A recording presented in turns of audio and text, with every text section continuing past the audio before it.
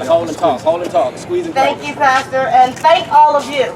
I am so glad to see all of you here today. This is where we change Maryland. And this is where we ultimately change the world. Because it's one thing, it's very, very important to protest and to rally and to convene. But what we must do and what we will do today is we will change policy. Okay? And this is where we often only hear one side of every story. One side. But today, in the House Judiciary Committee, we will hear two sides of the story. And I am hoping and I am praying that this is not the first time, it's not the only time, but this will be something we will do all the time. Because why? I saw something recently on Twitter that Pastor Brown put up, and I think all of you are doing it. Why? Because Black lives matter. Yes! Yes! Justice matters. The Law Enforcement Officer Bill of Rights is the most protective of law enforcement in this country. The one in Maryland. Okay?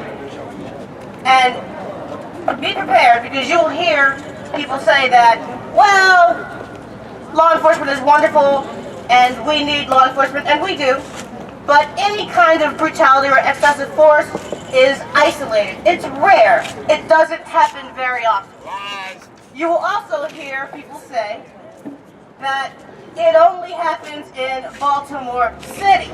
So don't come to the rest of the state with these problems. It's a Baltimore problem. Take it back to Baltimore. So we're here to say, no, it happens in Baltimore. It happens in Baltimore City, Baltimore County, Montgomery County, Georgia County, Berkeley County, Washington County, all over the state of Maryland, just like all over this country, every 28 hours. A Black man born a child is killed at the hands of law enforcement.